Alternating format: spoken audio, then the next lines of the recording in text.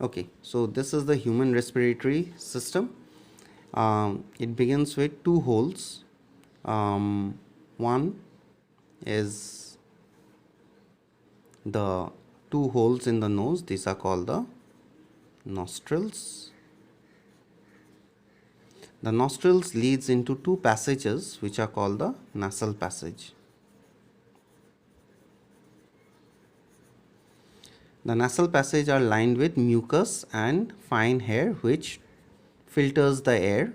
It traps the dust particles when we breathe in, and therefore it is always advisable to breathe in through nose, not through the mouth, because the air gets filtered as it passes through the nasal passage.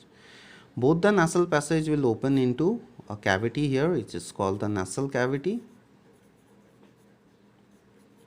The nasal cavity opens into a common chamber here which we have mentioned earlier also. It is called the pharynx.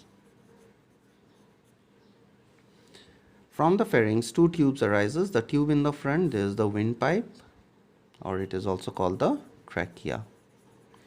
The trachea will come and divide into two tubes. These two tubes are called the bronchi. The bronchi will enter into respective lungs. This is the right lung, because this is your system, so this is the right side, and this is the left lung. After entering into the lungs, the bronchi, it divides into fine tubes. It keeps on branching. Both the bronchi will keep on branching, and ultimately it forms very fine tubes, and each fine tube, so these fine tubes are called bronchioles, and ultimately each bronchiole will end up in some sac-like structure, and these sac-like structure are called air sac or alveoli. Now the right lung, it is divided into three lobes. It is larger in size, and the left lung is divided into two lobes. Left lung is slightly smaller because it has to accommodate the left side extension of the heart. The heart lies here. So when we are having food, so that the food doesn't enter into the trachea, there is a flap-like structure here. This flap-like structure is called the epiglottis. So every time we have food, this epiglottis closes and prevents the entry of food into the windpipe. Below the epiglottis, there is a solen structure inside which you have the vocal cord. This is called the voice box or the larynx.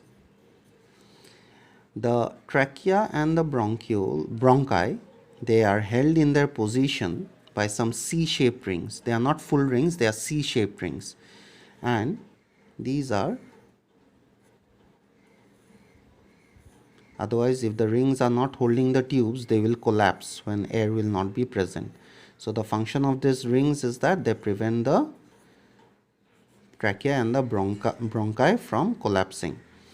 So these are the C-shaped cartilaginous rings. Now these are very critical organs, so they need to be protected. So the lungs and the heart are protected by some arc bones. It is present on this side also, this side also. You know, this is called the rib cage, and the bones are called the ribs.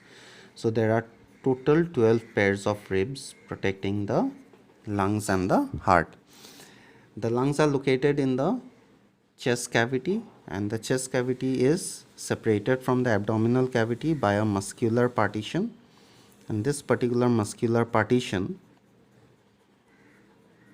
it is called the diaphragm, diaphragm. So in total, this is the structure of the human respiratory. So this, the figure is human respiratory